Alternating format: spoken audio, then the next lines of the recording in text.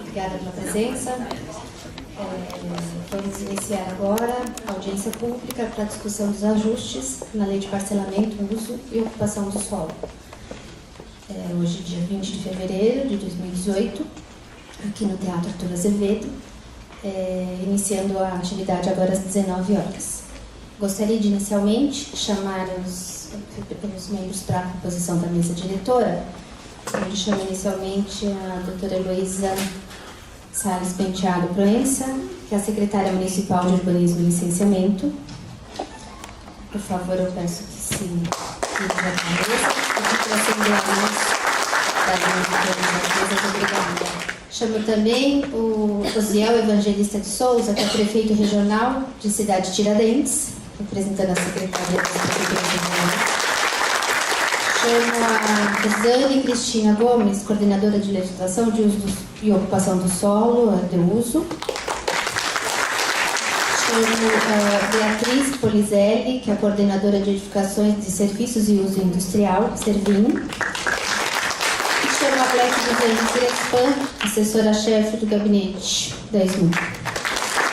Quero convidar também o vereador Paulo Frange para compor a mesa com a equipe. Agradeço a presença. E agradeço também a presença do Marcos Camargo Campagnoni, chefe de gabinete da Secretaria de Urbanismo e Licenciamento. Muito obrigada. A Prefeitura de São Paulo, por meio da Secretaria Municipal de Urbanismo e Licenciamento, realiza a primeira audiência pública para debater ajustes na Lei de Parcelamento, Uso e Ocupação do Solo, mais conhecida como a Lei de Zoneamento. As audiências públicas são mais uma oportunidade para o cidadão conhecer e contribuir com este projeto de lei. Estas audiências representam uma etapa importante no processo participativo que recebeu propostas físicas e digitais, antes e durante a elaboração da minuta da proposta. Nesse momento, a minuta a ser apresentada passa por um debate qualificado a fim de alcançar sua versão final e ser encaminhada à Câmara de Vereadores para a continuidade da discussão pública. A divulgação dessas audiências se deu por meio das prefeituras regionais, balcão de atendimento, de nosso site e de redes sociais. Em respeito à lei, a publicação se deu também no Diário Oficial do Município e no periódico Valor Econômico, no dia 7 de fevereiro de 2018, além da disponibilização da minuta participativa do projeto de lei no site Gestão Urbana desde o dia 15 de dezembro de 2017. Após a audiência, ato e manifestações serão disponibilizadas. Durante a apresentação, os presentes poderão se inscrever para manifestações ali na mesa ao lado, tá? Ali naquele ladinho com a Vera. As inscrições estão abertas durante a apresentação e se encerra 5 minutos após o término da exposição. As entidades terão 3 minutos para expor sua contribuição e os munícipes 2 minutos para a exposição das questões com respostas em bloco pela mesa diretora. Para aqueles que desejarem apresentar suas considerações por escrito, disponibilizamos formulários que a Rita e a Cristina. A Rita e a Cristina, onde elas estão? Ali. Elas vão distribuir para vocês cada contribuição em um formulário e a pessoa pode fazer mais de uma contribuição, desde que sejam formulários distintos, tá? Não há limite de contribuições para serem apresentadas. Após o preenchimento, a gente vai cadastrar, registrar essa contribuição e também vai receber ali na mesa ao lado. Passo agora, então, a palavra à mesa diretora para o início das atividades. Obrigada.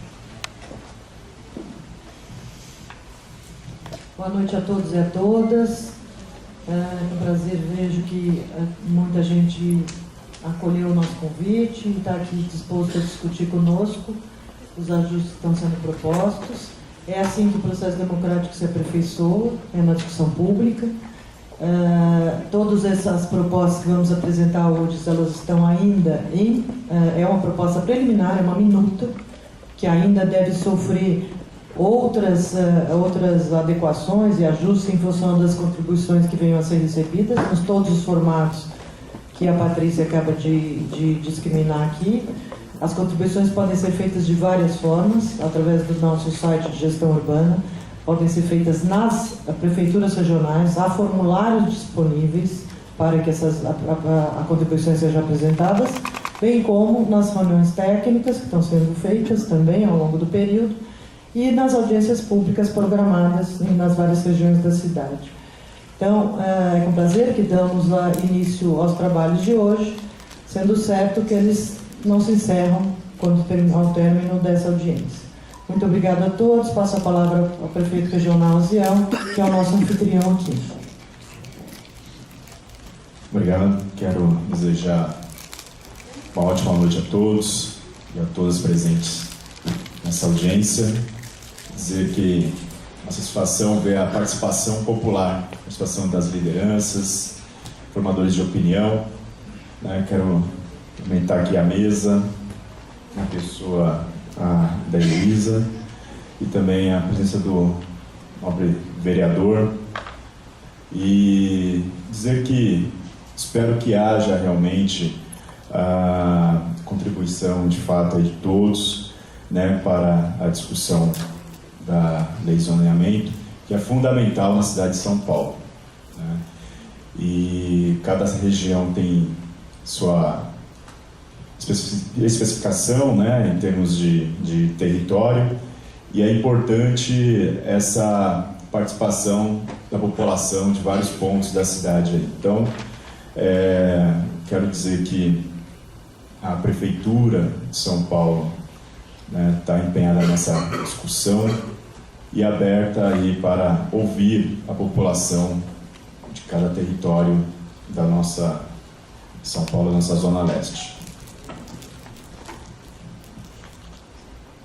Bom, passo aqui a palavra para o vereador.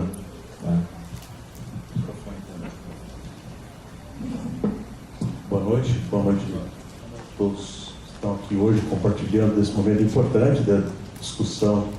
É a primeira apresentação. Eu quero saudar a todos em nome da secretária Luísa. A Luísa tem conduzido esse processo. É um processo tenso, difícil, complexo, e ele só vai sair melhor quando for aprovado na Câmara, se vocês puderem contribuir com aquilo que vocês têm de informação. Ninguém conhece mais o território de vocês do que vocês mesmos. Então nós temos certeza absoluta que essas audiências têm sempre resultados positivos. Toda vez que tem uma audiência pública, nós saímos dela maior do que entramos. E saímos mais ricos de informação. E o projeto, no final, também termina melhor. Portanto, contribuam, não fiquem tímidos, escrevam, entrem no site, acesse, passe informação, procure o vereador mais próximo, aquele que está mais próximo de vocês. Enfim, tem muito canal para chegar até o projeto, para que a gente possa aprimorar e ajustar a lei de zoneamento a uma realidade de São Paulo. Eu estou participando aqui hoje, não como vereador, na verdade o projeto não está na Câmara, mas estou participando como alguém que também quer contribuir com a cidade, nós viemos para ouvir. Muito obrigado.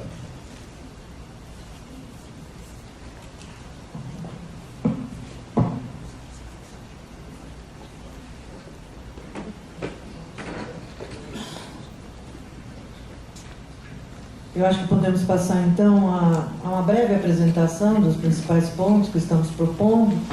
Eu vou pedir à LED, a chefe da nossa assessoria técnica, que por favor faça essa breve apresentação.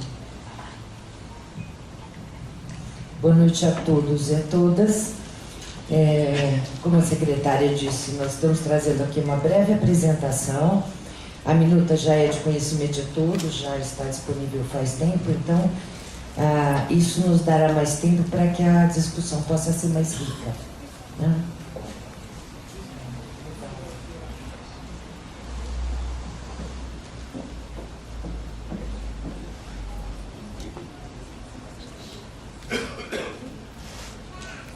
Tá bom.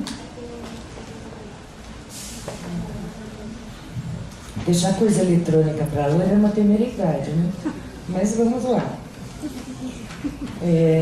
Bom, gente, nós temos então que em 2014 entrou em vigor o atual plano diretor estratégico, e essa lei trouxe grandes inovações de conceitos, trouxe uma evolução nas premissas do novo urbanismo, e ela tem uma coisa muito legal, que ela propõe um desenvolvimento mais humano e sustentável da cidade, com uma série de novas premissas. E em 2016, entra em vigor a atual Lei de Parcelamento, Uso e Ocupação do Solo, popularmente conhecida como Lei de Zoneamento, que é a lei que estabelece as regras para a aplicação dos objetivos e para as diretrizes do Plano Diretor Estratégico. Passa.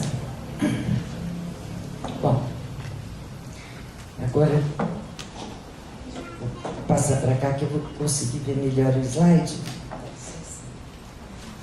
Bom, por que ajustar? Quando nós iniciamos a regulamentação da 16402, já foi possível observar que a utilização de conceitos tão inovadores, quando aplicados ao lote, apontavam a necessidade de ajustes. Nós aguardamos um ano a aplicação da lei e nesse um ano confirmou-se que esses ajustes eram imprescindíveis para que a gente pudesse, na área de licenciamento, estar aplicando.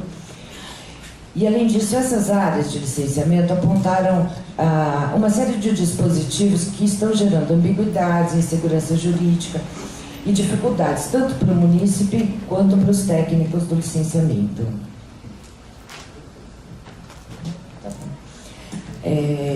Bom, dessa forma, então, nós vimos como necessário um projeto de lei que preserve essas conquistas maravilhosas urbanísticas do PDE, mas que também permita uma maior liberdade de soluções de projeto que estimule o setor produtivo, dando conta da multiplicidade de demandas dos seus habitantes e não impondo um único modelo urbanístico. Também aproveitamos, então, a ocasião para inserir artigos necessários que não foram contemplados na lei. Claro, uma lei tão complexa acaba faltando, né, alguma coisa. Como, por exemplo, a dispensa de vagas de veículos em calçadões e dispensar a destinação obrigatória de HIS em ZEIS 3 apenas nos estabelecimentos que estejam em funcionamento, quando forem reformar, para que a produção de HIS não se dê em ambientes insalubres. Passa. Bom, ao iniciar esse processo, nós levantamos como premissas. Primeiro, ficam mantidas as zonas de uso aprovadas na Lei 16.402, ou seja, não estamos propondo nenhuma alteração de perímetro de zoneamento. Ficam mantidos todos os coeficientes de aproveitamento, que é o índice que determina o quanto você pode construir no lote. Eles estão mantidos tais quais foram aprovados. E mantidas também as taxas de ocupação, que é o que determina o quanto o lote pode ser ocupado. Mantida também conforme a lei. Passa. A gente colocou aqui os objetivos das proposições desses ajustes. Então, reconhecer a cidade real, a gente tem aí uma cidade de mais de 460 anos existente, né? Incentivar a produção de habitação, incentivar a produção de edificações sustentáveis, estimular o retrofit das edificações, obter melhor aplicabilidade na lei e incentivar as atividades econômicas. Passa. Bom, vamos falar um pouquinho de cada um, então, falando em reconhecer a cidade real e viabilizar e estimular reformas e retrofit. Na verdade, o que a gente está propondo são adequações dos parâmetros à situação de reforma, à situação real daquela edificação regular existente, que precisa ou não ampliar a área, precisa ou não mudar o uso e precisa ser requalificada. Nossa proposta, agora pode ir passando. Nós aceitamos recurso, taxa de permeabilidade do lote e ocupação existentes, nós já temos esse parque pronto na cidade, passa. É permitida a alteração do uso, desde que ele seja permitido na zona, passa. Dispensa de cota ambiental, para essas edificações já estão prontas, então elas foram concebidas de uma maneira que não levava isso em consideração, então a dificuldade de atender é enorme, passa. Dispensa o lote máximo, desde que não ocorra anexação de lote. Essas edificações ocupam já terrenos pré-determinados. Passa. Dispensa a doação de área para alargamento de calçada, quando isso implicar em demolição da edificação existente. Passa. E dispensa da obrigatoriedade de atendimento à fachada ativa, porque nem sempre essas edificações permitem que ela seja, enfim, a estrutura da edificação permite que ela seja instalada. Passa. Bom, continuando ainda, né, no mesmo assunto, aqui muita gente pergunta para a gente qual a diferença entre reforma e retrofit, então aqui a gente colocou só para esclarecer que o retrofit é uma modalidade de reforma, mas que tem como foco a revitalização, requalificação e modernização das edificações existentes e das suas instalações, que pode ser com o seu aumento de área, com o seu mudança de uso, e que pode ser aplicado tanto nas edificações antigas tombadas como as não tombadas, né? Passa. Então, dispensa a cota ambiental, cota parte máxima de terreno por unidade habitacional, alargamento do passeio quando houver demolição e dimensões máximas do lote, que nós já falamos. Passa. Número de vagas mínimo, inclusive na mudança de uso, ele vai ser calculado sobre a área construída computável total. Passa. Dispensa a exigência de vagas para lotes com até 10 metros de atestada. Essa dispensa, ela, inclusive, está estendida a todos os lotes da cidade. Esse é um dispositivo que sempre teve na nossa lei de desocupação do solo. Ele ficou temporariamente fora, mas acabamos verificando a necessidade de retorná-lo. Passa. Dispensa a exigência de vagas para lotes situados no perímetro da Operação Urbana Centro, fortalecendo a ideia do plano diretor de que nas regiões muito bem servidas de infraestrutura urbana a gente deve estar evitando o uso do veículo. Passa. Dispensa da exigência de vagas para lotes situados nos calçadões, eu já citei antes. Passa. Permite o atendimento de vaga por locação numa distância no raio de 300 metros. Passa. E dispensa a vaga, inclusive de carga e descarga e retrofit. Claro, essas edificações não foram concebidas para esse fim, né? Então dificilmente conseguem atender. Passa. E continuando, em reconhecer a cidade real, em ZEIS foi proposta uma alternativa para que nas ZEIS 1, 2, 3 e 4, quando o agente produtor, seja público ou privado, optar por executar apenas o HIS, o percentual mínimo obrigatório para atendimento de HIS 1 pode ser igual a 50%. Hoje na lei é 40 e 60, mas existe a possibilidade de se usar, de se fazer o uso NR, né? E nas ZEIS confrontantes a ZER, eles devem obedecer o gabarito de altura máxima de edificação de 15 metros, numa faixa de 20 metros, medida paralelamente ao alinhamento da via que faz frente com ZER. Na verdade, nós verificamos que no mapa algumas zonas estritamente residenciais ficaram sem a faixa de amortecimento, né, que é feita pelos corredores, né, o problema lá do mapa.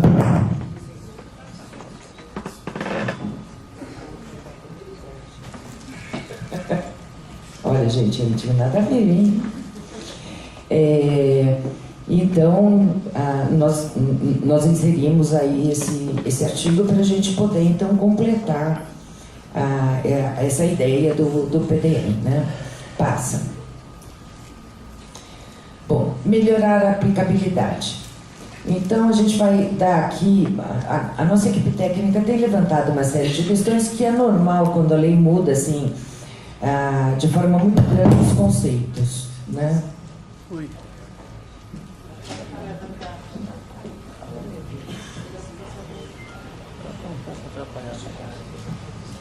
Bom, então aqui a gente elencou, por exemplo, tem lugares onde a fachada ativa é obrigatória. Nós trouxemos aqui duas situações que são impossíveis. Por exemplo, a fachada ativa é obrigatória, mas o lote faz frente para uma via, uma das vias tem menos de 8 metros e, portanto, não permite o uso, né? E a lei diz que é obrigatório ter em todas as testadas, né? Outra questão, outra peculiaridade, quando o lote tem grande aclividade ou declividade, ou a via, né? Ao colocar a fachada ativa no lugar onde existe o aclive ou declive, deixa de se ter o acesso para aquele pavimento, né? Passa.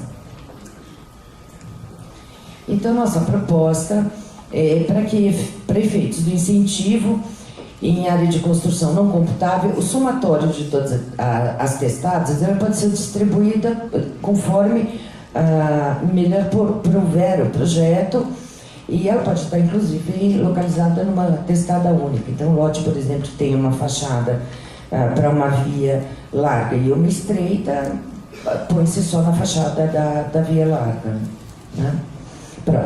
Passa. A doação de calçada.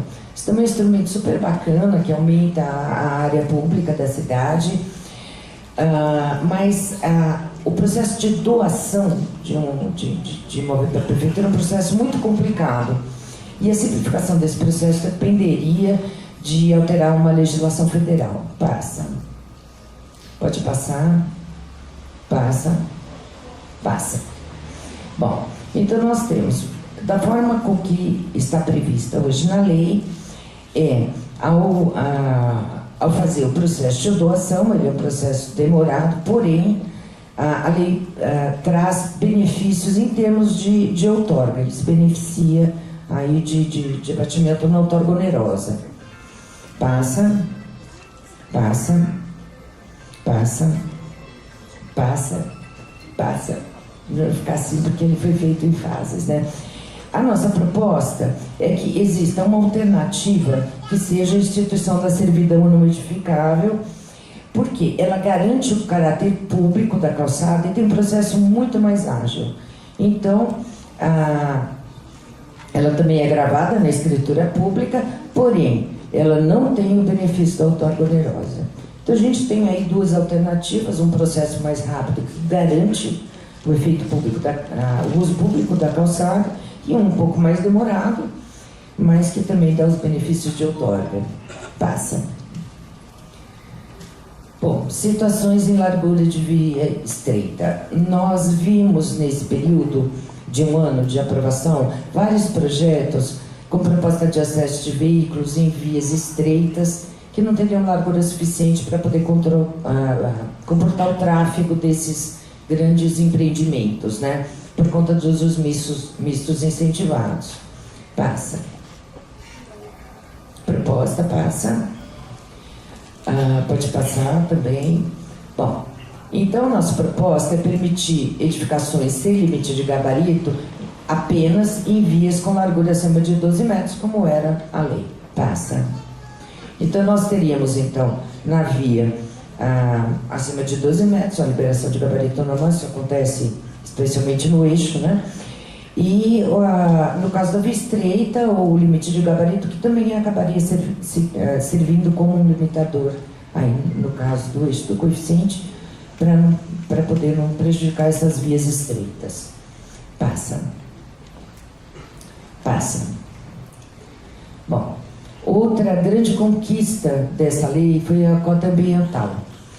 É um importante instrumento novo, né? E ele está previsto para ser revisto a partir de 2 anos da sua implantação, porque como é um instrumento novo, já se previa que seriam necessários ajustes. Bom, nós verificamos nesse ano de aplicação que os lotes até 1.000 metros quadrados têm tido grande dificuldade em atender a cota ambiental, além das reformas.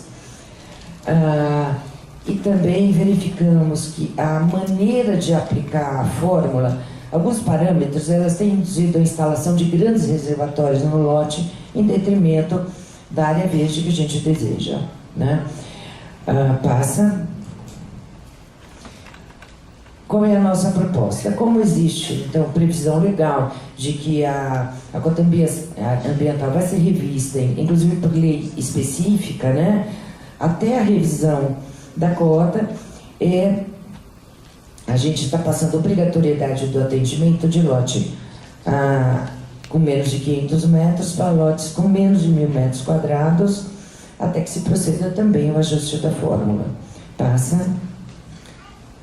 Isso. E não estamos alterando, né? Essa fórmula já está sendo estudada pela Secretaria do Verde. Pode passar. Bom, a outorga onerosa. Aí entramos no item incentivar a produção da habitação. Nós temos uma constatação de queda de arrecadação da outorga onerosa, que é visível nesse gráfico que vocês podem estar vendo aí. Esse é um gráfico da arrecadação da outorga onerosa desde 2004 até 2017, ano passado. A gente pode verificar que o melhor desempenho dela ocorreu em 2011, onde ela bateu em valores atualizados, né, para os dias de hoje.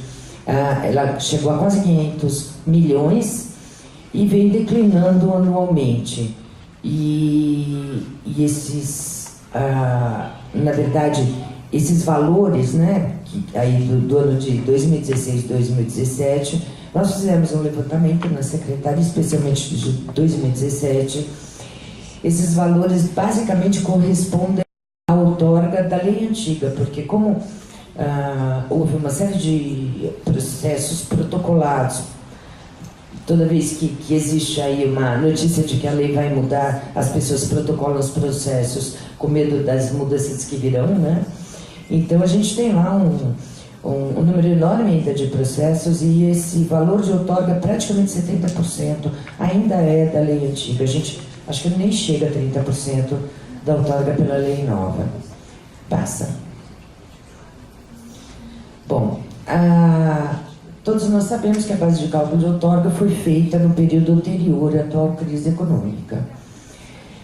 Então, foi feita uma análise de inúmeros lotes, milhares de lotes na cidade.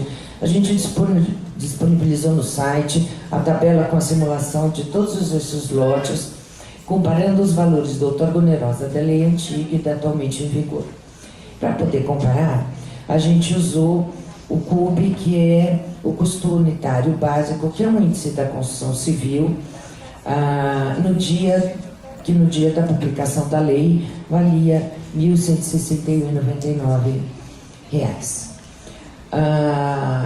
Verificamos então que na lei anterior o valor médio da outorga onerosa por metro quadrado era R$ 445,59 e correspondia a 38% do valor do CUB. E no dia seguinte, quando a lei foi publicada, o valor médio da outorga onerosa por metro quadrado de terreno passou a valer R$ 1.084,15, correspondendo então a 93% do valor do CUB.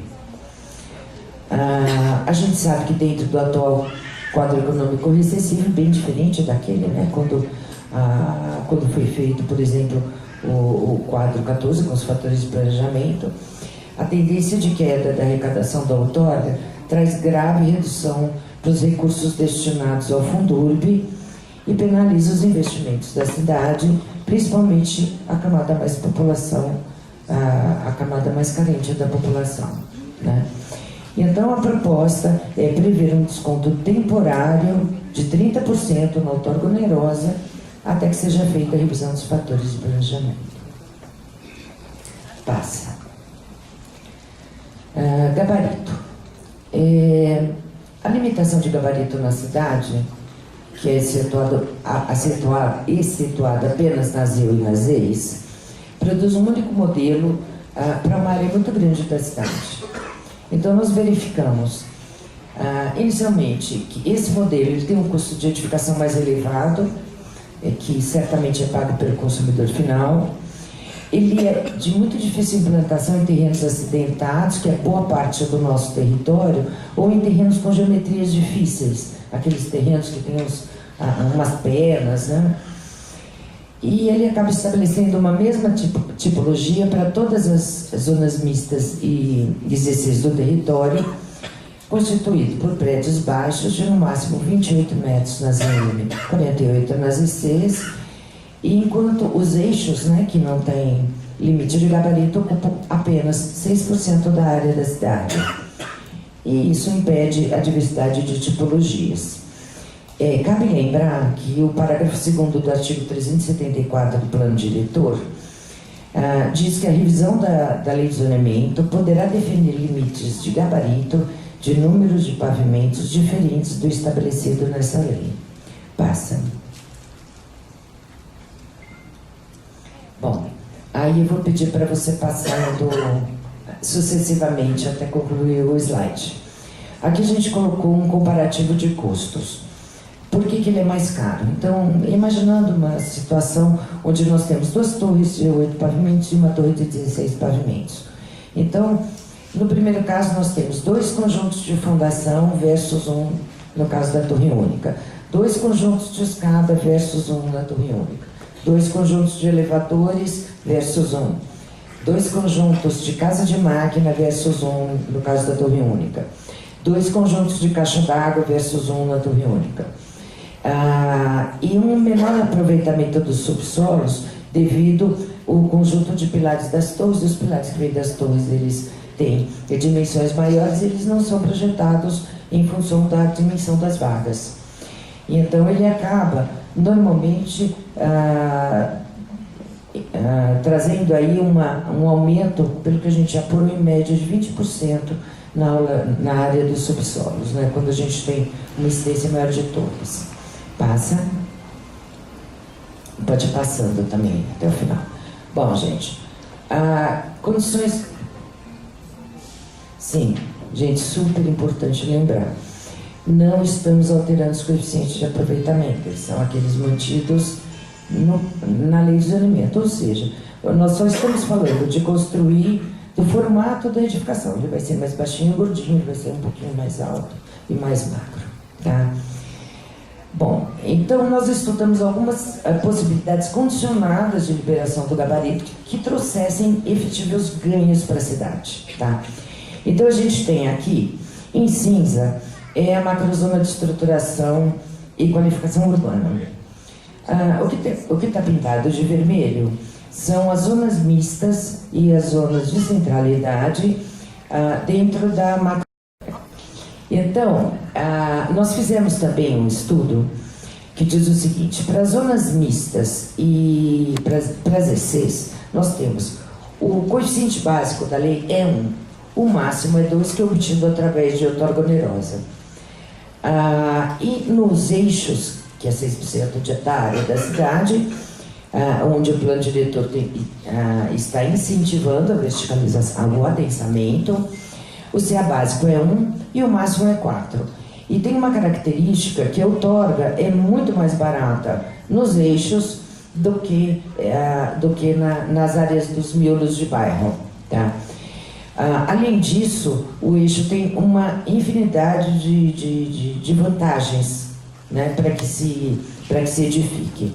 Então, considerando que tem essa questão do coeficiente de um ser o dobro do outro, da outorga ser muito mais cara em um do que o outro, a gente concluiu que,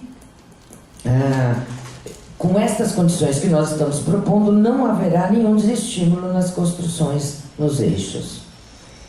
Passa. Bom, gente, incentivar as atividades econômicas. Além das propostas já expostas, que são desconto na outorga onerosa, liberação condicionada do gabarito, facilitar a mudança de uso, a reforma com ampliação de área e o retrofit das edificações existentes. Passa. Nós estamos propondo também, nos complexos hospitalares, a possibilidade de aumento de áreas técnicas que são consideradas não computáveis. Passa. A viabilização de implantação de atividades comerciais com depósitos em áreas de terreno até 40 mil metros. Hoje a lei limita a 20 mil metros, e esses galpões de logística que normalmente ficam próximos do rodoanel, do eixo, eles não conseguem caber dentro de um lote de 20 mil metros. Passa. A permissão de shopping center em terrenos até 40 mil metros, sem obrigatoriedade do parcelamento do solo. Para vocês terem uma ideia, 40 mil metros é a área onde está implantado o shopping Ibirapuera, para a gente poder ter uma ideia assim, espacial, né? Passa.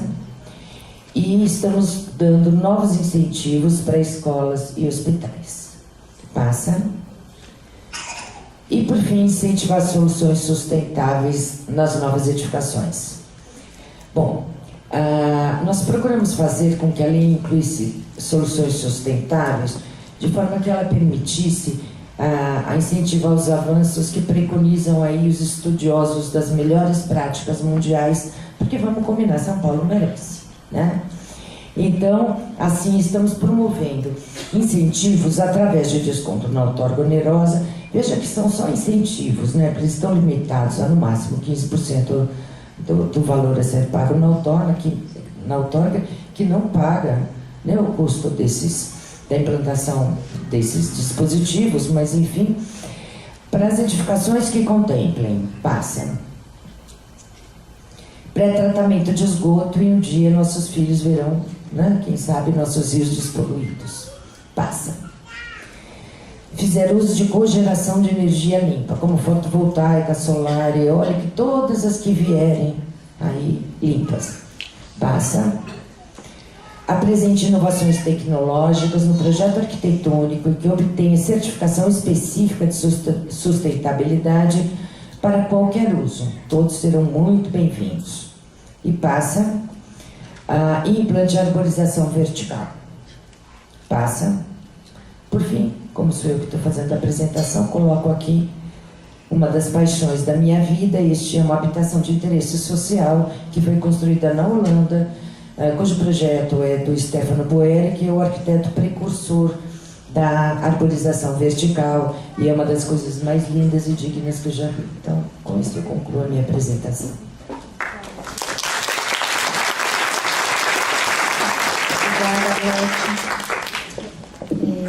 Gostaria apenas de fazer uma retificação. O Dr. Marcos Campagnoni, que é secretário adjunto da Secretaria Municipal de Urbanismo e Licenciamento. Perdão, Dr. Marcos. Finalizada a apresentação, nós vamos partir para as manifestações. Já temos a lista, temos inscritos para as falas.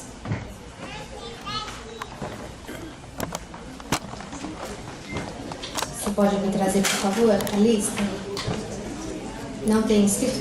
Não há inscritos ainda na lista. Se alguém quiser se manifestar para apresentar a fala, por favor, eu peço que se dirija aqui à mesa. A gente aguarda as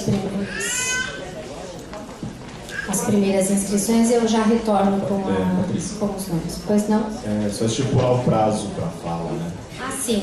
O prazo está... Eu vou ler novamente. São 3 minutos para entidades e 2 minutos para os munícipes. A gente controla. Já está? Os formulários. Temos também os formulários. Se alguém não quiser fazer a manifestação aqui de fala, quiser apenas escrever e dar uma contribuição, também temos a equipe distribuindo os formulários e que depois a gente protocola e registra esse recebimento, que também vai constar no Sumaré e no dia 28 no Sesc Consolação, ali na área central. Só um instantinho. Tora, traz a primeira folha e deixa a segunda aí, eu já vou chamando.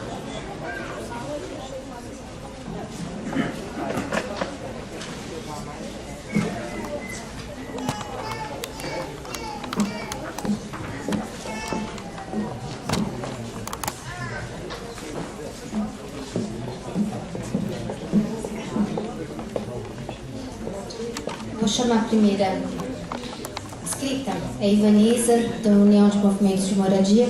Por favor, Ivaniza.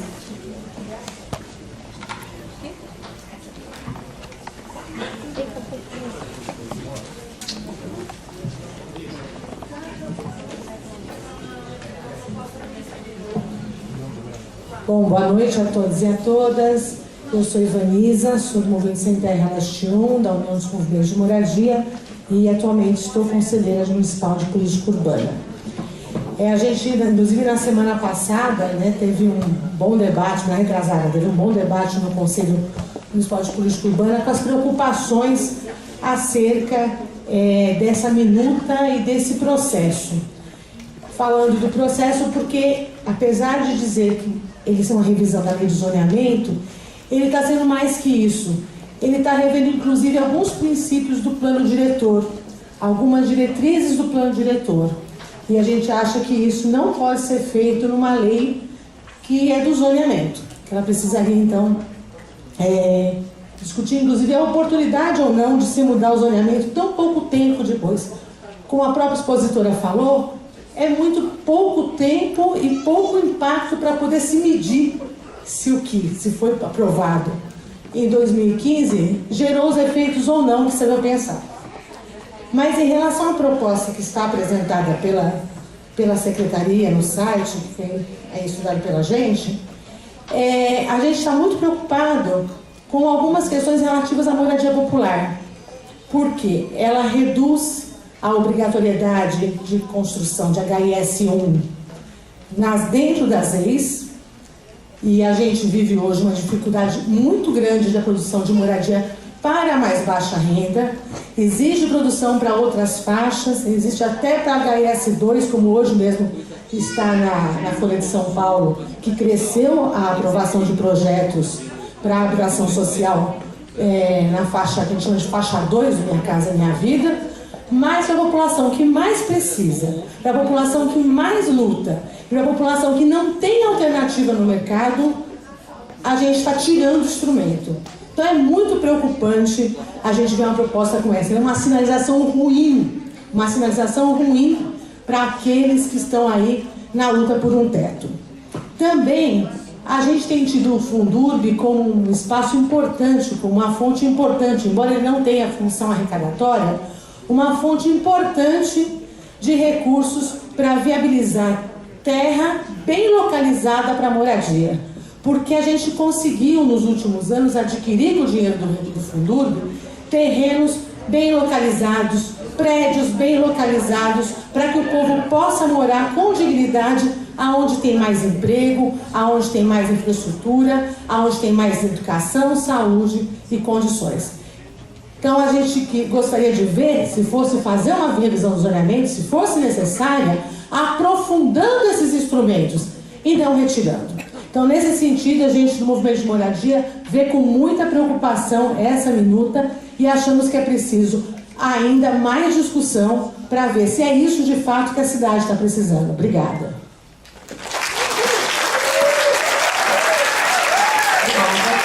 Chama agora Israel. Conselho Municipal Participativo, é isso? CMP? Não, Central de Movimentos Populares. Ah, então quase. Central de Movimentos Populares.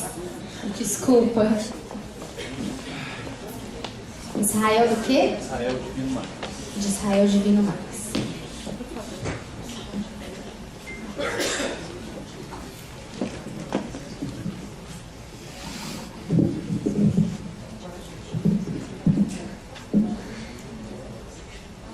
Muito boa noite a todas e a todos presentes, boa noite à mesa. Eu sou Israel, militante do Movimento de Moradia na Zona Leste, Leste 1, e atualmente estou como membro da direção estadual da Central de Movimentos Populares. E também venho expressar aqui a minha preocupação acerca daquilo que essa proposta de minuta nos traz. Porque nos parece que, no primeiro momento, ela fragiliza a possibilidade de garantia e de acesso ao direito à moradia, ao direito de apropriar-se da cidade como espaço inclusivo, cidadão e para todos. Então, nos moldes como ela tem sido proposta, estou em profunda sintonia com o que a companheira Vanessa acabou de dizer, porque é também a nossa preocupação enquanto Central de Movimentos Populares.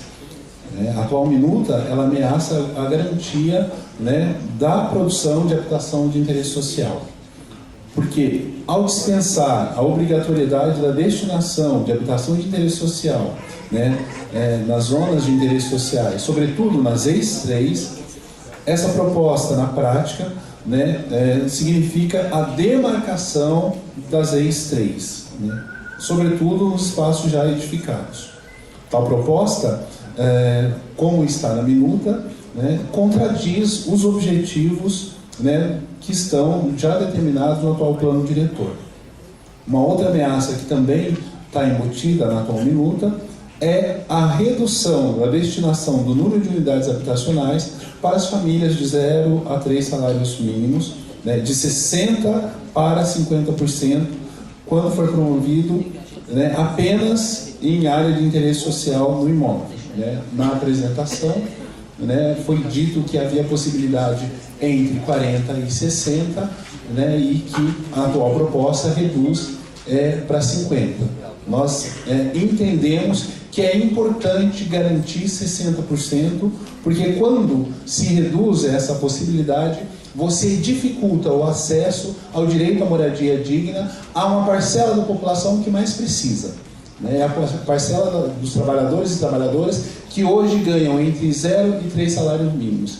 E é a grande parcela hoje que sofre com um imenso déficit habitacional que a cidade apresenta.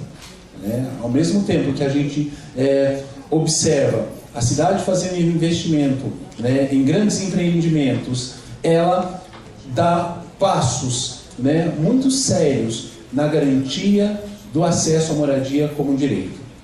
Se de um lado ela cria instrumentos que facilita o acesso à moradia a quem de fato tem condições, por outro lado ela vira nas costas, ela exclui e negligencia o direito de, enquanto um espaço que tem como compromisso público garantir o direito, ela não permite que a população de baixa renda que mais precisa possa ter acesso a esse direito. Então é nesse sentido que eu trago essas considerações chamando a atenção que a gente precisa fazer mais discussões, que esse espaço que nós estamos criando aqui hoje, que ele possa se ampliar, né? Aqui é um espaço central, mas é muito pouco a gente tem como referência a Moca para abarcar a Zona Leste.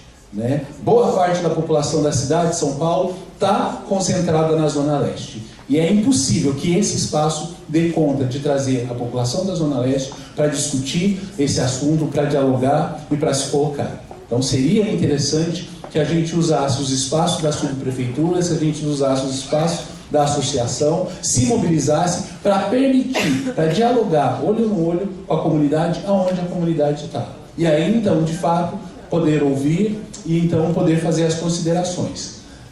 Acreditar que o fato de que a minuta ela já foi publicada há muito tempo, que ela está na rede social, né, ou que ela está lá no balcão, isso não garante, isso não permite que a população de fato se aproprie dela. Né? De nada adianta ela estar publicada, mas se eu não crio instrumentos que façam com que a informação chegue à população e que a população se mobilize para discutir, eu penso que é negligenciar o direito da participação popular, que ela é tão importante porque o plano diretor nasce nesse processo. Muito obrigado a todos.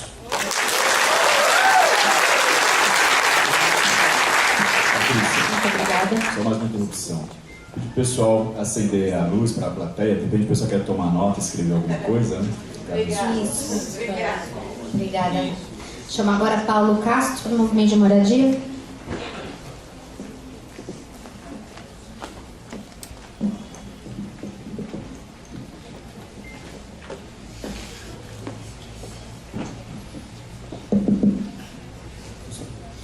Boa noite a todos. Eu me chamo Paulo Castro.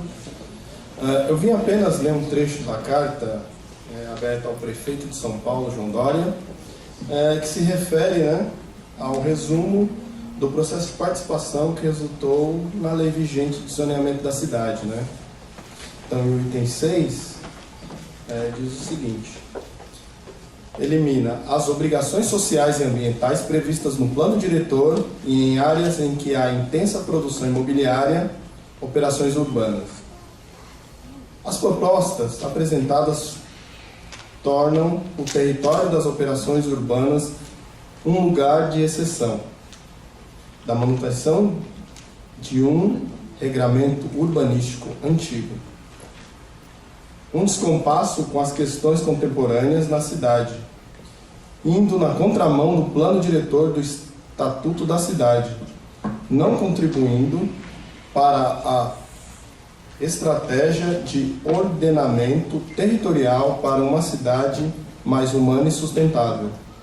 São dispensados para estas áreas as regras relativas à cota de solidariedade, que prevê a construção de habitação social, cota ambiental, que prevê edifícios verdes, cota de garagem, que estabelece regras sobre áreas de medida das vagas de garagem, cota parte máxima de terreno por unidade, que delimita um número mínimo de unidades habitacionais a serem construídas em função da área de um determinado terreno, gabaritos de altura máxima e restrições ao número máximo de vagas de veículos não computáveis, aumentando a possibilidade de construir vagas de garagens. Nesse entendimento, o que eu vejo é como se diz, que foi apresentado a respeito do uso de garagem, da forma das construções e edificações no centro. Ou seja, qual é o objetivo disso? Criar lojas em prédios, retirando vagas de garagens. Para quê? Para melhorar a mobilidade urbana?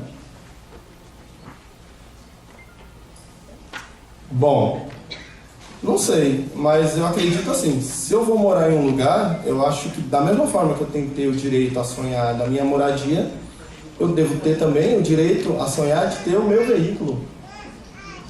Ou será que eu devo alugar uma garagem em outro bairro? Ou ter um outro imóvel em outro bairro para guardar meu veículo? Não compreendo essa proposta.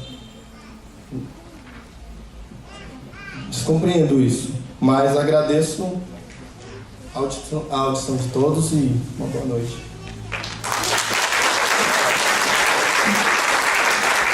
Chamo agora o Sr. Valdir Quilombo Guaianazes.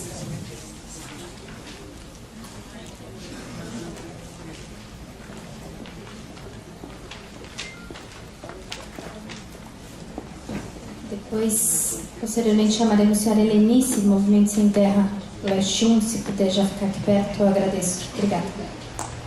Por favor, Sr. Valdir. Boa noite a todas, boa noite a todos. Eu sou Valdir, sou do Quilombo Guaianazes, Associação Cultural de Resistência Afro-Brasileira. Sou representante do Movimento de Moradia, da Pastoral da Moradia de São Miguel. Nós estamos aqui justamente preocupados e já contemplado na fala de alguns companheiros anteriores, a gente vê que justamente essa audiência ela tem um cunho de preconceito raciais, institucional, do poder judiciário, do poder público. Então nós aqui estamos prejudicados porque nós estamos vendo cada momento as famílias estão longe de adquirir a tão sonhada moradia digna. E cada dia que passa, as terras são retomadas de uma maneira truculenta das suas famílias, dos seus poceiros. E a gente vê que não tem uma delimitação séria nos mapas dessa audiência, ou mesmo apresentado da minuta ou do plano diretor, porque nós vemos que falta muita coisa que nós colocamos nas propostas, tirada na construção justamente desse novo plano, e vemos que falta muita coisa e não estão aí aquilo que nós queríamos.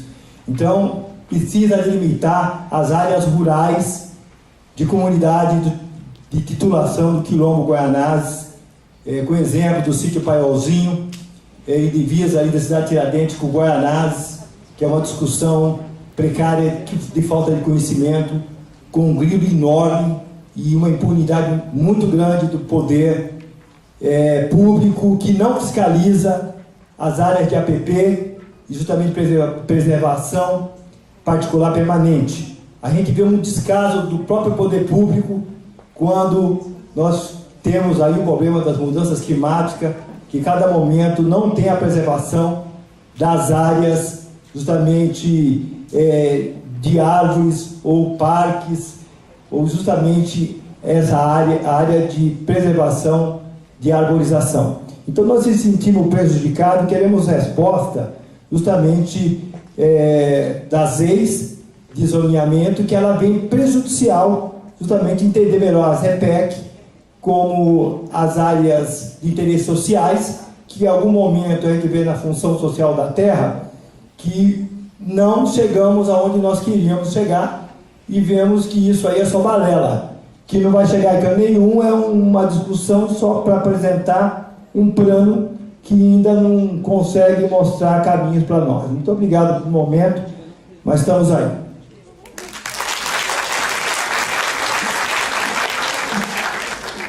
Chamo agora senhora Denise, Movimento Sem Terra Leste. Depois será a fala do senhor Gustavo. Por favor, se pudesse aproximar. Boa noite à mesa, né?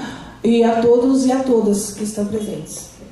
Eu vou começar assim, reiterando a importância da construção democrática real, que infelizmente não é o que nós estamos vivendo, né? No planejamento, definições dos rumos a serem tomados nas cidades. Então, nós solicitamos a suspensão da revisão da lei de zoneamento, até que sejam revisados todos e qualquer pontos que usam o subterfúgio dessa revisão para referir o plano diretor estratégico. Item 2. Sejam apresentados e debatidos estudos que motivaram a revisão e estudos técnicos com suas consequências. Sejam produzidos materiais ilustrativos e vídeos que apontam os impactos das mudanças propostas para difusão nos meios de comunicação de todo, de modo que a população possa compreender o que está em jogo. Sejam distinguidas as propostas que são meros ajustes de redação e de aplicabilidade da lei vigente, daqueles que impactam o zoneamento e o plano diretor vigente, apontando seus impactos para a cidade. Seja pactuado um processo efetivamente participativo com audiências e oficinas nas subprefeituras, oitivas temáticas, reuniões com os diferentes segmentos da sociedade civil. Até porque o nosso plano diretor ele foi aprovado em 2014, só que ele foi colocado em prática, né, em vigor em 2015. Só que nós estamos em 2018 e o plano a data vigente são 10 anos, que vai vencer em 2024. Então nós estamos sendo atingidos. Nós, como população, nós não fomos consultados perante a isso. Então nós estamos sentidos, não estamos contentes com isso e pedimos a suspensão da revisão da lei de zoneamento. Uma boa noite a todos. Obrigada. Por favor, senhor Gustavo. Também Movimento Sem Terra Leste. Boa noite a todos e a todas. Bom, vamos lá. Flexibiliza as regras para a construção de edifícios sustentáveis. Bom, vamos lá. A regra denominada ambiental que estabelece incentivos para edifício com fachada de teto verde com mecanismo de retenção de água pluvial para reduzir enchentes. Atualmente vale para lotes com a área acima de 500 metros quadrados. As alterações colocam que somente lotes com área acima de 1.000 metros quadrados, com isso praticamente perde assim seu propósito, visto que terrenos dotados de tal área não representam a realidade da maioria dos lotes das cidades de São Paulo. Este mecanismo fundamental para permitir que todas as construções possam construir em pequenas parcelas para uma cidade melhor. Assim, se exclui a possibilidade de uma mitigação de cada lote o poder público.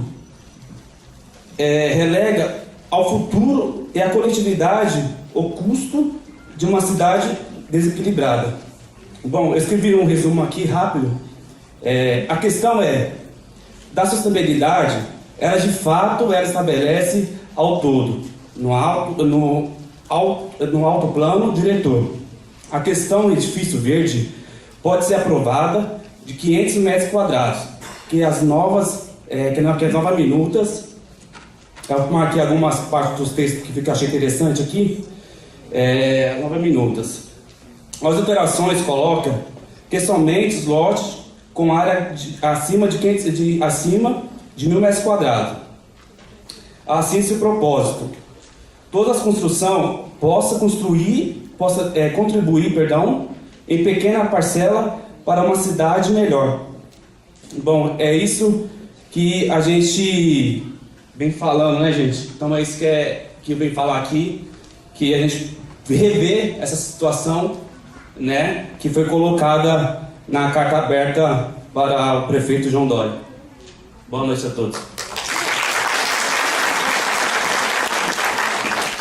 Por favor, senhora Raquel.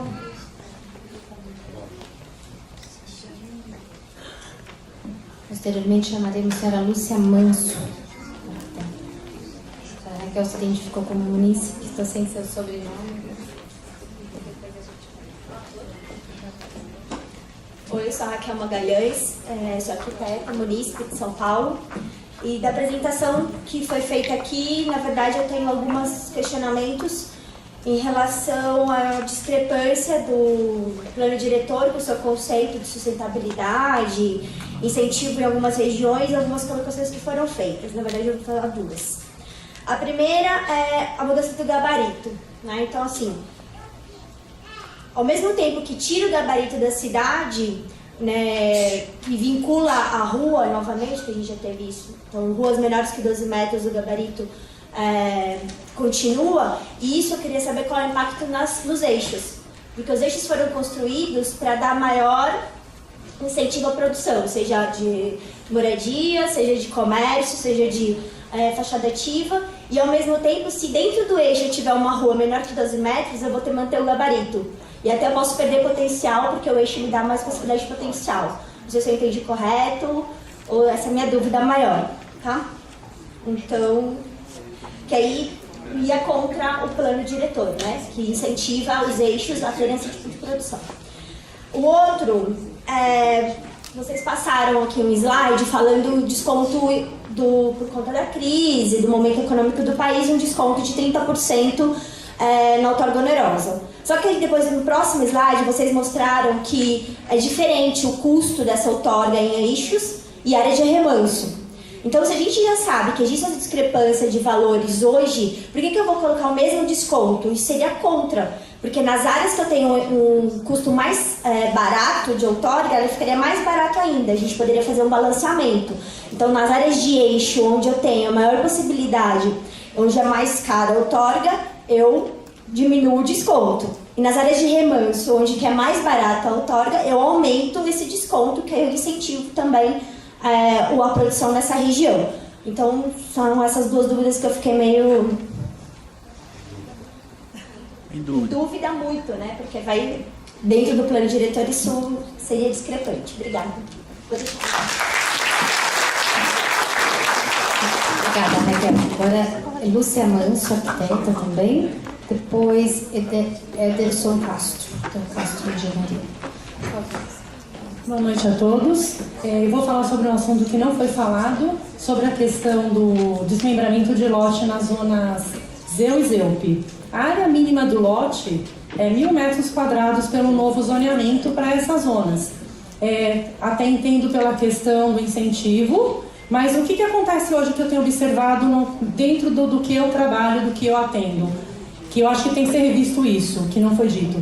A zona ZEUP e a ZEU, ela está sempre dentro das áreas, das quadras que estão próximas aos corredores, metrôs, terminais, e só que ela abrange o primeiro quarteirão e sempre um quarteirão na apresentação, então não sei se não houve nenhuma manifestação a respeito disso. Muito obrigada.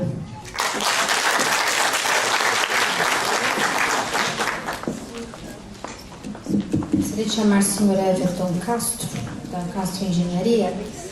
A coordenação chegou agora aqui com mais uma manifestação, mas ela estava fora do nosso prazo, nosso pactuado de 5 minutos.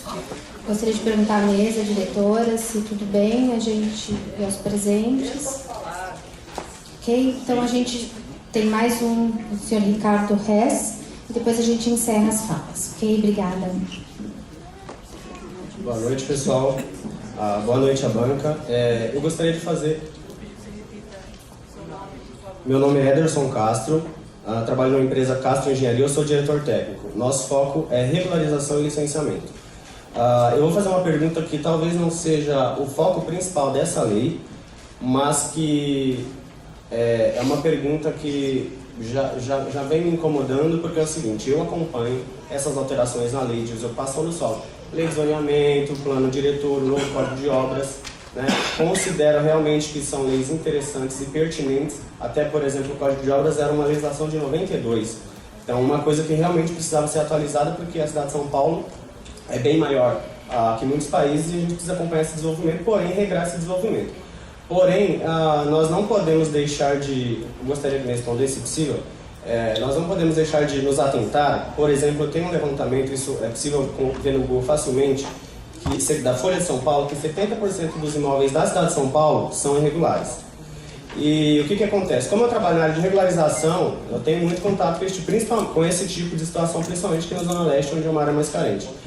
E quem não conseguiu se adequar ao zoneamento anterior, atender o Código de Obras anterior, claro, aqui estamos falando de zoneamento, mas como tem taxa de ocupação, que a recusa, é o que manda, né?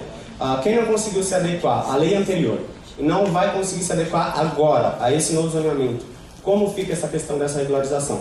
Isso foi previsto de uma forma que terá uma nova lei, será um assunto discutido posteriormente, ou eu posso, por exemplo, nesse momento onde está aberto para discussão, as alterações, se eu posso fazer uma sugestão de uma alteração que atenda esses imóveis que, ao meu ver, ficam numa janela de tempo, onde já eram irregulares, porque saiu uma nova lei, um novo zoneamento, um novo Código de Obras, estou irregular, não atendo, saiu uma outra e agora vai continuar essa atualização. E como que fica esses imóveis que são 70% da cidade? Pergunta é essa. Se alguém puder me responder, eu agradeço. Obrigado.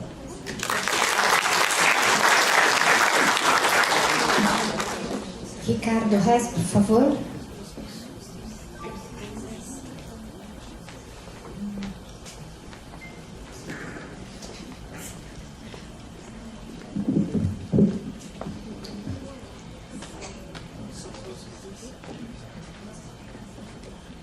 Boa noite a todos e a todas, caros munícipes. Agradeço a gentileza da banca de me permitir a palavra. Quero fazer duas pequenas ponderações rápidas, para ser breve. Primeira em relação aos empreendimentos EHS, que são os empreendimentos de interesse social. Gostaria de entender se existe a possibilidade de poder ser feito mais do que 400 unidades, porque às vezes a gente encontra terrenos em áreas periféricas da cidade em que cabe, pela questão do zoneamento, 600 unidades ou 500 unidades, e a gente fica limitado a 400. E segundo, um pequeno comentário a respeito do plano diretor aprovado anteriormente, que de fato o maior beneficiado foi o proprietário do terreno, que ele acordou de um dia para a noite e ele tem um terreno no eixo e ele consegue aprovar 4 vezes, enquanto toda a produção de imóveis foi jogada para esses eixos. As zonas de centralidade e as zonas mistas, que têm outorga mais cara e que viabilizam dinheiro para o Fundurb para produzir HS de faixa 1, eles simplesmente perderam o interesse da iniciativa privada. Se houvesse a possibilidade, pelo menos, de flexibilizar talvez a altura, não precisa mudar o aproveitamento dos terrenos, simplesmente melhorando o gabarito, você consegue áreas permeáveis maiores, você consegue incentivar que a produção desses empreendimentos nessa zona de centralidade seja mais barata e arrecada mais dinheiro para a produção de HIS faixa 1. Pequeno ponto só em relação ao HIS faixa 1, infelizmente ele não atrai a iniciativa privada. O HIS faixa 1 ele é um empreendimento para pessoas mais necessitadas em vulnerabilidade social, só que por dinâmica de preços e tetos do governo, ele acaba não sendo vantajoso. Então, a prefeitura precisa ajudar muito nesse processo. E a prefeitura vai conseguir ajudar através do Fundurb. Então, conseguindo arrecadar mais dinheiro através das zonas mistas e das zonas de centralidade, vai conseguir ter mais dinheiro para fazer HIS faixa 1. Obrigado. Muito obrigada, agradecemos as falas e encerramos essa etapa, onde eu retorno a palavra à mesa para as considerações. Tá ok? Estão ouvindo? Bom, eu vou tentar fazer um apanhado das questões que acho que a gente pode dividir em alguns grupos aqui. Muitas das manifestações mostraram preocupação, particularmente os movimentos de moradia, mostraram preocupação com algumas alterações propostas em relação às EIS 1, particularmente naquilo que elas afetam a faixa 1, de 0 a 3 salários mínimos.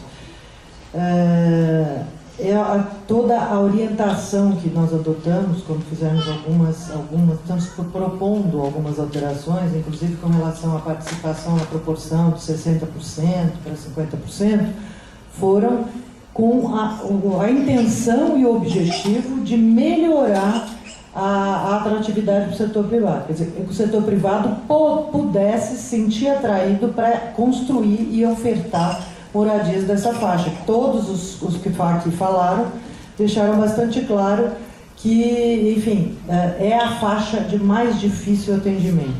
Se erramos na mão, vamos corrigir. Não tem nenhum compromisso com esse número. Vamos discutir, vamos ver.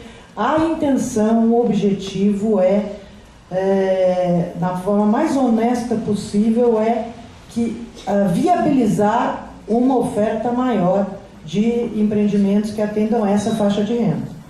Tanto é que nas discussões técnicas que já temos feito, na CTLU, na CNPU, já nos comprometemos a levar essa discussão particular específica em relação às EIs e às HIS ao Conselho Municipal de Habitação. Vamos fazer essa discussão lá. E, enfim, da forma mais honesta possível, aberta.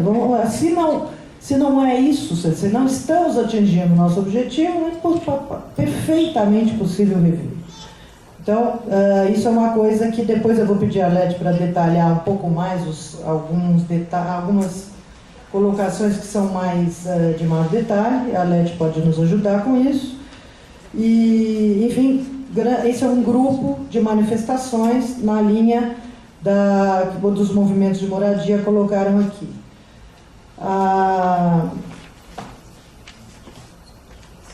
Por que a luz foi apagada, gente? A plateia não precisa ficar de castigo nisso tudo. Com relação a outras manifestações, foram na linha da outorga onerosa. O que nós verificamos vou repetir, aquele gráfico que mostramos aí. Quando o regramento para o novo regramento para a outorga onerosa foi gestado, lá nos idos de 2013 e 2014, que constaram no plano diretor de 2014, nós estávamos no auge de um boom imobiliário. Tanto é que a melhor arrecadação que tivemos para o Fundurb foi nos anos de 2011 a 2013. Trazidos para valor presente hoje, a arrecadação de 2011 daria 500 milhões. E essa arrecadação vem diminuindo, tanto pela crise econômica quanto pela própria situação, enfim, setorial do setor imobiliário. Então, qual é a nossa preocupação? Novamente, o que é melhor? Ter uma arrecadação 30% menor de recursos ou nenhuma, ou pouca? Porque esse resultado que vocês estão vendo aí de 2016 e 2017 ainda é resultado do regramento antigo, antes do plano diretor. 70% dos empreendimentos aprovados que pagaram outorga onerosa são do regramento da lei de zoneamento anterior, cuja base de cálculo era a planta genérica de valores. Então, a nossa preocupação era até, Ivaniza, que é lá do Grupo Conselho Gestor, quantas reuniões fizemos, Ivaniza, preocupados com a queda da arrecadação, porque até outubro, quando colocamos em discussão pública a minuta, pela primeira vez isso foi levantado à discussão pública, nós tínhamos arrecadado pouco mais de 100 milhões. Quando a gestão anterior propôs a revisão, o quadro que dá a base dos valores do cálculo da outorga onerosa no plano diretor, ela tinha uma expectativa de arrecadação de 700 milhões. Lamentavelmente, ela não se cumpriu. Nós gostaríamos muito de ter 700 milhões ano no Fundurb, mas não é isso que está acontecendo. Isso vem despencando.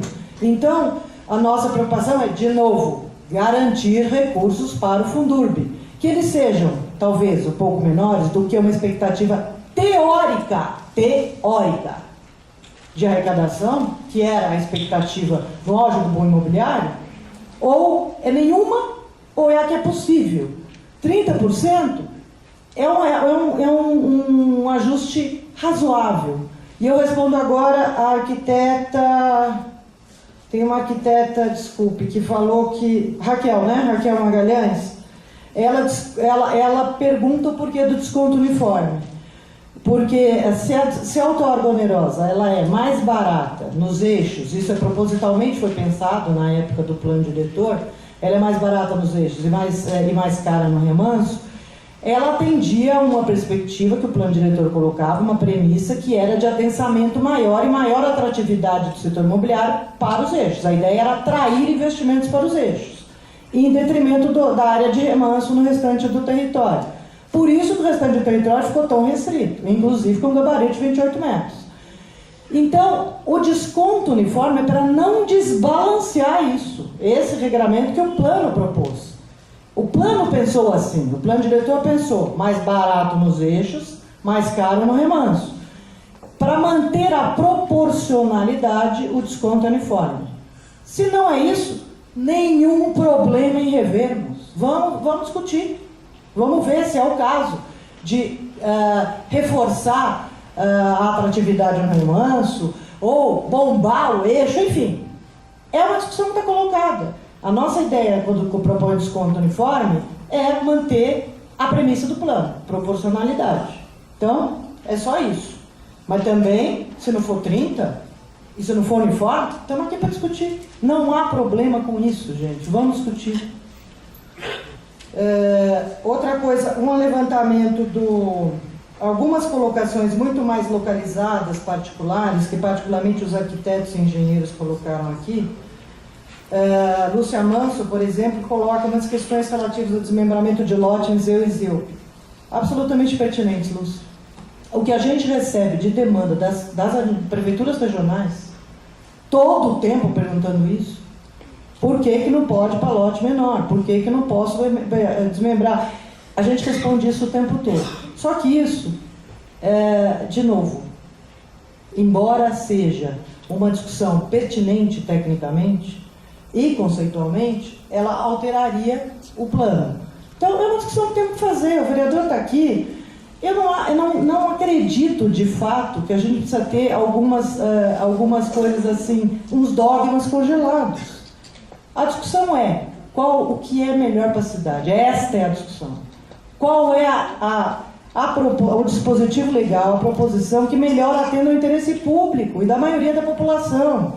Se, de fato, a cidade de São Paulo pedir alterações, vereadores, eu acho que é o caso da gente discutir. Nós não temos que nos omitir de uma discussão que se coloca como importante. Então, a questão é pertinente, nesse caso em particular, é um ótimo exemplo, tá? É pertinente, aparece o tempo todo, nós somos sempre consultados. No entanto, como a nossa premissa era não mexer nas principais premissas e dispositivos do plano, não mexemos. Mas eu acho que a gente precisa enfrentar essa discussão também. O que é que, de fato, nós devemos mexer? As questões relativas a licenciamento, eu tenho aqui vários coordenadores e diretores da área de licenciamento que nos acompanham.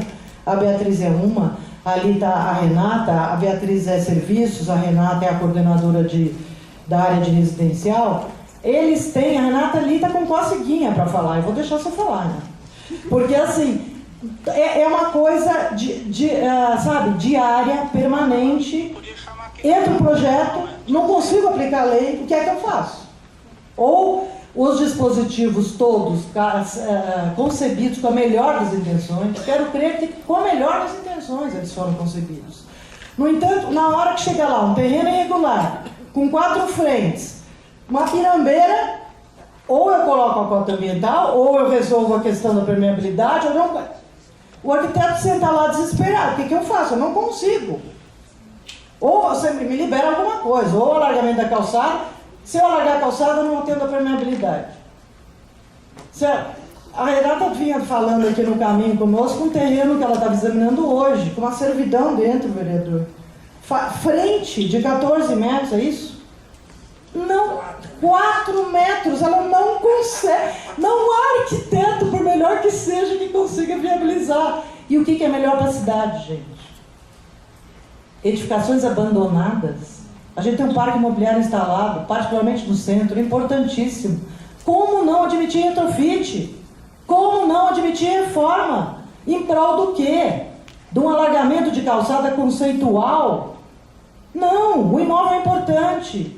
Tem que dar outro uso, tem que dar a destinação. Por que não admitir, discutir essas coisas?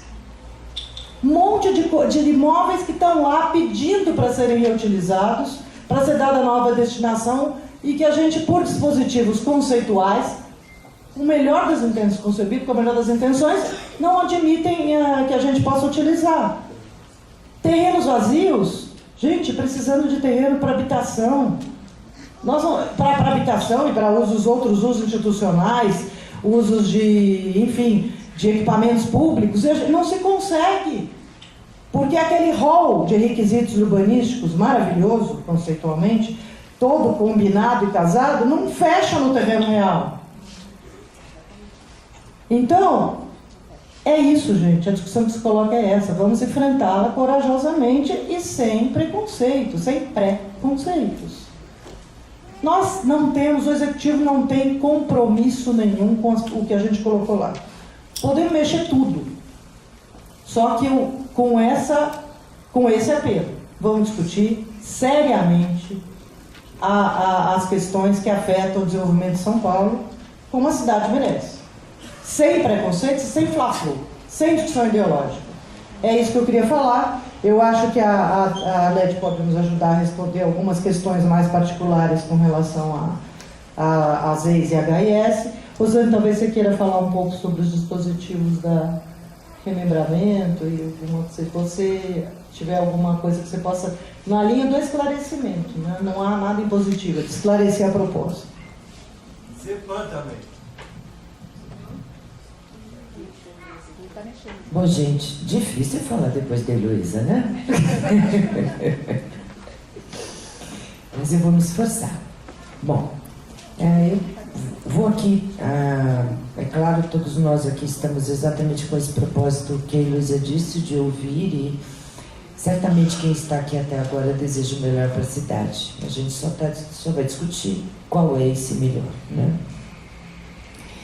Então, eu queria comentar para o Israel Divino Marques. Ele comentou que a gente propõe uma diminuição de HIS em ZEIS 3. Não é verdade.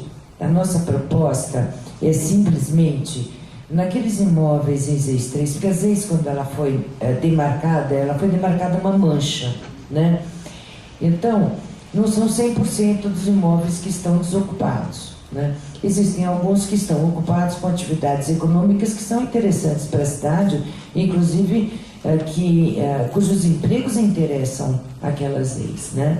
Então, nesses casos especificamente, em que haja uma atividade comercial funcionando no local, é que a gente desobriga exatamente para que a gente não tenha habitações em ambientes insalubres. Em geral, nas EIS-3 que a gente tem visto funcionando na cidade, são edificações fabris, né, fábricas e depósitos. Então, são casos bem específicos de algumas empresas que estejam em funcionamento. Não há o menor interesse em reduzir HIS, especialmente em EIS-3, né? O Paulo Castro, ele comentou sobre por que retirar as vagas na Operação Urbana Centro, né? Porque eu não posso ter uma habitação com vaga. Na verdade, não existe uma proibição de vagas na Operação Urbana Centro. É que a nossa legislação, ela traz algumas obrigatoriedades de vaga. E essa região central, ela já está praticamente edificada, né? Essa região da Operação Urbana Centro.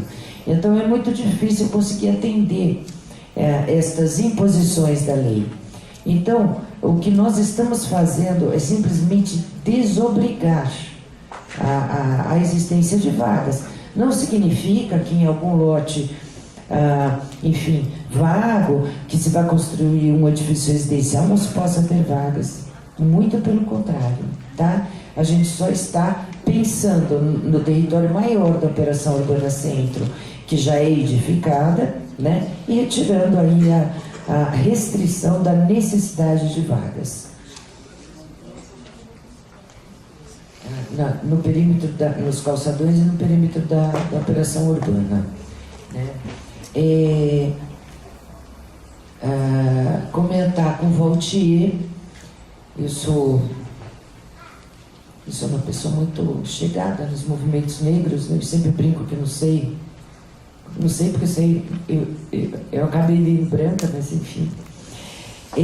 Essas questões de demarcação de território, elas foram discutidas na lei passada. Não existe nenhuma, até agora, né, não discutimos essa questão. Nossa intenção não é mexer nas leis, e essa é uma questão do plano diretor.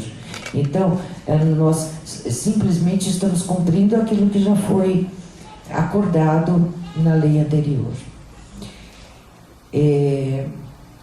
Comentar com o Gustavo que quando a gente muda a obrigatoriedade do atendimento da cota ambiental temporariamente, ela deve ser revista muito em breve, de lotes de 500 metros para 1.000 metros. Nós não estamos desobrigando esses lotes de atender toda a outra legislação, que são as áreas permeáveis, os reservatórios para águas pluviais, que são obrigatórios, e estes sim têm o cunho de evitar as enchentes. É só uma questão temporária para que a gente possa estar aí fazendo as adequações necessárias na lei, na lei específica, que inclusive foi prevista exatamente porque, como instrumento novo, pode ter, se previa que podiam ter falhas, né? Então é uma alteração temporária, só para que a gente permita que o licenciamento se dê na cidade, né? Continue se dando na cidade. A Heloísa falou. Sim. O Ricardo, eu não sei pronunciar o sobrenome dele, Hers. Ele pergunta se existe a possibilidade de fazer mais de 400 unidades de HIS. Não é matéria que nós estamos tratando aqui, mas existe sim, Ricardo. Esse novo decreto de HIS abriu a possibilidade de que possam ser construídos conjuntos com subcondomínios, porque a grande questão da limitação do número de unidades é a preocupação com a qualidade de gestão, né? Então, se ele for dividido em subcondomínios de até 300 unidades, Não há limite de número de unidades, tá? Isso está no decreto de HIS e é possível sim. Rosane?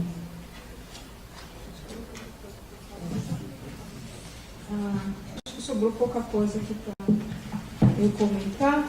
Eu acho que eu vou comentar mais a dúvida da Raquel, que ela fala sobre os impactos nos eixos da aplicação, uma possível aplicação de limite de largura de via. Eu acho que foi uma questão muito interessante que você trouxe, mas a gente também tem que imaginar o que a gente tem feito para fazer essas propostas, inclusive. A gente tem examinado os casos concretos e vieram casos em eixos de projetos com 40 andares e uma rua de 7 metros de largura. O que é isso no empreendimento? O que é isso que impacta o resto da vizinhança? Mas é uma realidade. Então a gente entendeu que, eventualmente, para algumas alturas muito grandes, prédios muito altos, você tivesse que ter larguras um pouco mais generosas, né? A gente pode estudar, eventualmente, não é 12, é 10 metros. Eu acho que é uma questão que a gente tem que levar aqui para as nossas discussões e também para as sugestões de vocês aqui nas nossas audiências.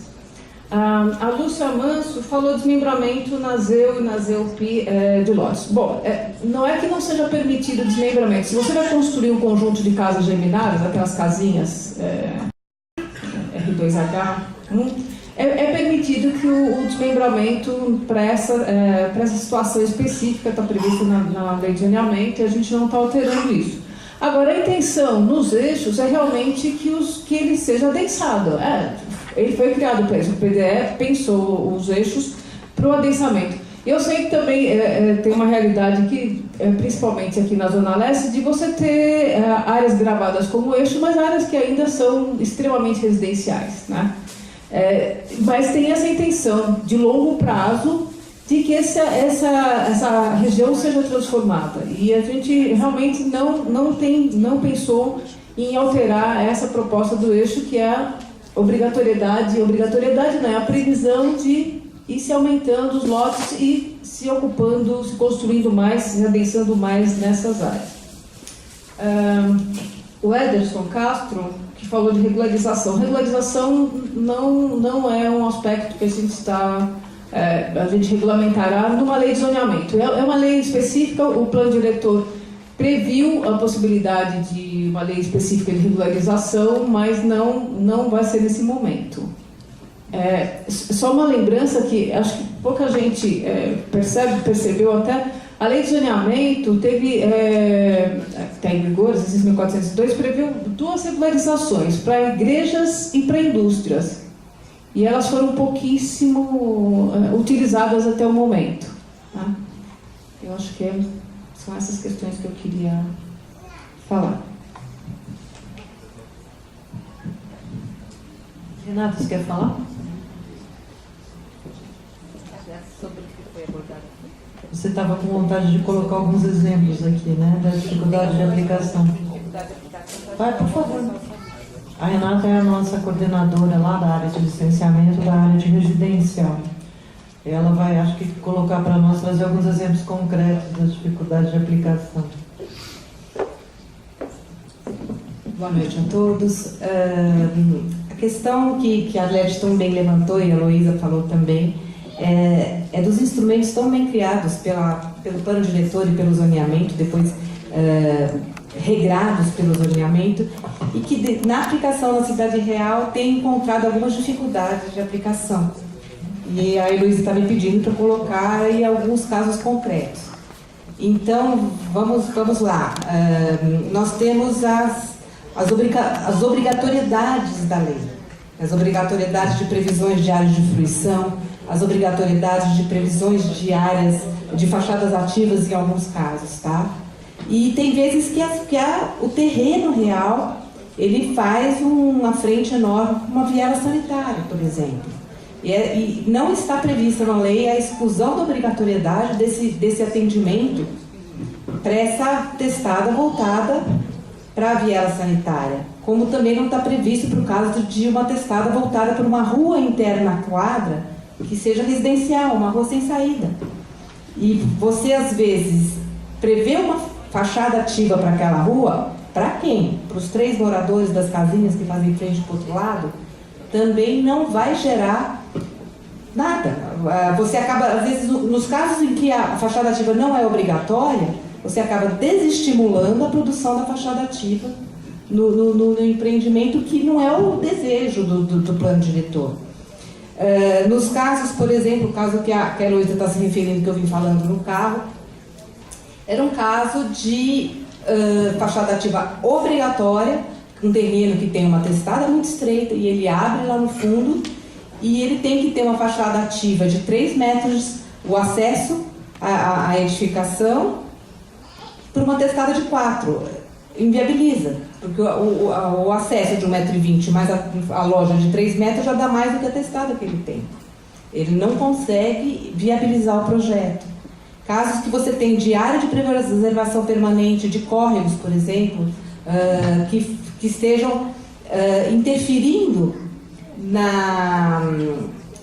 com a fachada ativa que teria que estar contida nos 5 metros entre o alinhamento e a edificação, né, e a fachada ativa. Se essa faixa de preservação permanente ela joga para trás a obrigatoriedade de poder construir, se você não pode edificar numa faixa, vamos dizer assim, de 8, 10 metros, que é do imóvel, mas ele está impedido de construir por uma exigência de APP, como ele vai colocar uma fachada ativa que obrigatoriamente tem que estar contida em 5 metros entre o alinhamento original do terreno, o alinhamento futuro do terreno após a doação da calçada, certo? No caso de ter doação de calçada, no caso de não ter doação de calçada, ela teria que estar contida da mesma forma nessa faixa de 5 metros.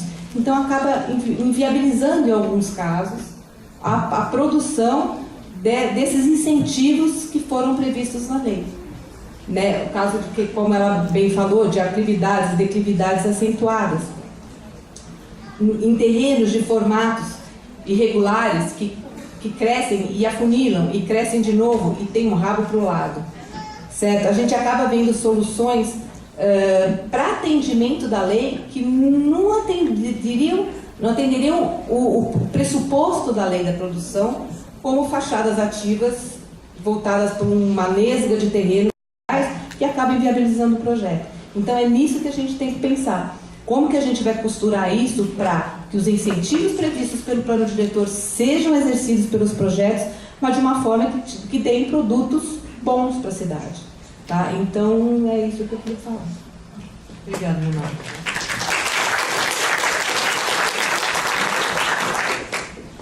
Passamos a palavra agora para o vereador Paulo Frandi, que também quer fazer seus comentários. Luísa, eu não posso ficar sem falar, porque a gente sabe exatamente que essas manifestações que nós ouvimos aqui com relação aos movimentos de moradia, ela é pertinente.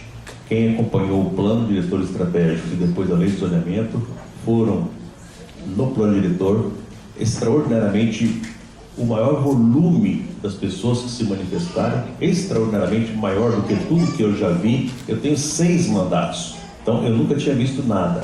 Os movimentos de moradia conseguiram muito. Nenhuma cidade do Brasil, e não tem nenhuma metrópole no mundo, com tanta área demarcada em ZEIS quanto nós. Na lei de zoneamento isso foi aprimorado mais ainda, porque os assuntos vieram, mas vieram bem menos, porque já estava bastante atendido. Mas eu preciso tirar uma dúvida de vocês, para que ninguém vá para casa com uma dúvida que pode estar aqui reinando. No caso das citações das ZEIS 3. A ZEIS não é um zoneamento, é uma demarcação. E no caso das ZEIS 3, no mesmo ano em que nós votamos a lei de zoneamento, foi publicado um decreto, no mesmo ano, desobrigando de construir habitação de interesse social para os terrenos de ZEIS 3 menores do que 500 metros. Por quê? Como a Luísa colocou, como foi feita uma demarcação de ZEIS, pegamos uma área e demarcamos como ZEIS 3, muitos terreninhos de 500 metros quadrados não dá para construir ZEIS. A conta não fecha nunca. não tem condição de fazer e vender. E, nesse mesmo decreto, a ZEIS 2, são aqueles terrenos que estão lá nos bairros distantes do centro, são terrenos vazios, menores do que 1.000 metros, a conta também não tem como fechar em hipótese nenhuma. Jamais seria construído, nem nos de 500, nem nos de 1.000. Então, percebendo que naquela época houve o equívoco de demarcar esses mesmos terreninhos, de 500 e os de 1.000, eles saíram pelo decreto e foram desobrigados. Para deixar bem claro para vocês lembrarem e não esquecerem mais da imagem, a Santa Efigênia é todinha ZEIS 3. Nenhum daqueles proprietários daquelas lojas tem interesse na vida de vender aquela loja, mas se ele quiser vender, não tem quem compra, está demarcado como ZEIS e diz que tem que fazer habitação de interesse social. Vai continuar com a loja aberta por mais 100 anos, porque ninguém para de comprar na Santa Efigênia e não constrói. Quem perde? Os movimentos, e nós temos que ficar contando para os outros que nós demarcamos ZEIS lá. Ora, está errado, não podemos enganar os movimentos de moradia. O que vai acontecer? O que já aconteceu? Os terrenos que foram de sobradinhos, que estão aqui na região leste, no oeste, onde derrubaram muitos sobrados para deixar terrenos vazios e deixar o terreno engordar, ou seja, valorizar o mercado, esse terreno virou estacionamento e na lei de zonamento foi gravado como ZEIS 3. Esse terreno tem que construir habitação de interesse social, tem que atender o interesse público e tem que cumprir com a sua função. Esse terreno sim, mas o do lado, que ficou eventualmente numa demarcação, é uma indústria e está funcionando. Nós temos indústria demarcada como ZEIS 3, muitas inclusive aqui no leste. Nós temos uma das maiores empresas que tem no leste, a Panko, ela é demarcada como ZEIS 3, claro, a área toda é. Então, ela ficou também. Então, nós temos muitas dessas empresas e aqui fica bem claro, ela está desobrigada de construir, ela pode reformar a indústria, ela pode colocar elevadores, ela pode ampliar o andar de cima, mas um dia, se o proprietário vender para alguém, resolver demolir tudo, só pode construir habitação de interesse social. Na verdade, voltar à ideia de que o que era, está certo. O que nós cometemos foi, muitas vezes, na vontade de acertar, exagerou-se na dose de deixar escrito com força demais na caneta. Eu posso dizer isso para vocês com toda segurança, porque eu fui relator da lei de zonamento. Então, nós sabemos como foi feito. A ideia era atender mesmo, e foi atendido, mas com a caneta um pouco pesada. Ninguém vai perder a habitação de interesse social com essa situação que está colocada na lei. Mas é importante que vocês entendam bem o que eu estou falando, para que a gente possa explicar às outras pessoas. Nós não vamos perder essas áreas, pelo contrário.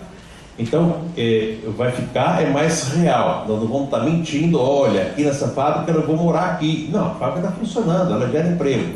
Lá atrás, alguns anos atrás, quando alguém comprovava, ainda da lei antiga, lá de 2004, do plano diretor, todo comprovava de que tinha conta de luz mostrando uma conta astronômica de luz, 60, 80, 100 mil reais de luz.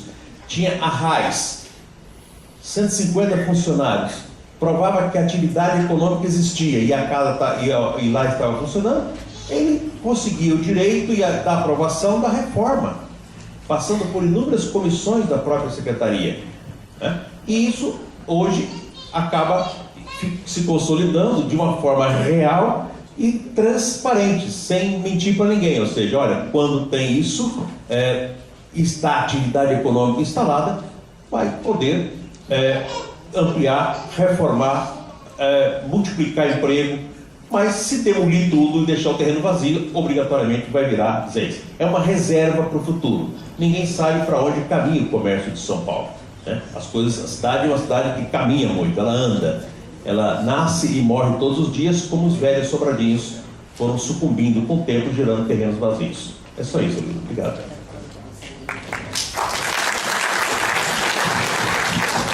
O vereador sempre preciso, mas ele tem história. Foi relator quantas vezes, Paulo? Você foi relator tantas vezes das leis de zoneamento, né? Fala com propriedade e conhecimento de causa. É isso, eu acho que o vereador resumiu bem. Muitas vezes, com a melhor das intenções, pesamos a mão. E é disso que estamos falando, né? Não é nenhuma revolução nenhuma negação das premissas do plano diretor. Não. Vamos enxergar a cidade como ela é. Vamos ver quais são as necessidades e potencialidades que a gente tem que aproveitar. E vamos fazer os ajustes, de forma honesta, sem grandes mistificações. É isso que eu acho que a gente espera, o Executivo espera. Eu gostaria de encerrar, se a Bia não quiser, você quer falar ou comentar alguma coisa, Bia? A Bia é da área de licenciamento de serviços. Talvez ela tenha aqui também mais um depoimento dos problemas enfrentados no licenciamento. Eu trabalho com a área institucional de serviços e a gente presencia no dia a dia, na prática, apesar de ter dito aqui que a aplicação só tem 1 ano, seria pouco, mas a quantidade de processos e projetos que passam na nossa mão diariamente é praticamente a cidade toda. Então, assim, hoje passam pela minha mão hospitais, que eu acho que, assim, os usos que são mais importantes para a cidade, hospitais, universidades, creches, e que você obriga essas pessoas a fazer, por exemplo, um conceito que eu acho super bacana de fruição pública. Então, eles querem tornar a cidade mais permeável, ter uma fruição pública dentro das grandes quadras, mas que isso, por exemplo, não cabe num hospital. Não cabe numa faculdade, sim, mas numa escola talvez não, numa creche talvez não. Então, esses ajustes de que a gente fala e que a gente aplica no dia a dia, acho que a gente tem que também ver com mais calma, com mais cuidado, os usos que estão sendo aprovados. Porque não acho também que é o que a lei pretendia, mas quando eu generalizo isso para todos os usos, na prática do dia a dia fica muito difícil. Eu tenho universidades que estão fazendo ampliações para atender a demanda da população, e aí ele cai na obrigatoriedade, por exemplo, de uma doação de calçada. Aí eu preciso doar a calçada e eu preciso retirar árvores. Só que eu não posso retirar árvores porque estou numa área contaminada. Então, essa nossa prática do dia a dia, eu acho que é importante também trazer para vocês, porque apesar de ser 1 ano, é muito intenso, passa muita coisa na nossa mão o tempo todo. E a gente vê que alguns conceitos, apesar de ser muito válidos para a cidade, eles não funcionam na prática. Então, acredito também que essa alteração, essa revisão da legislação, seja também por conta desses detalhes aí que a gente tem que afinar e que com a prática a gente tem visto melhor.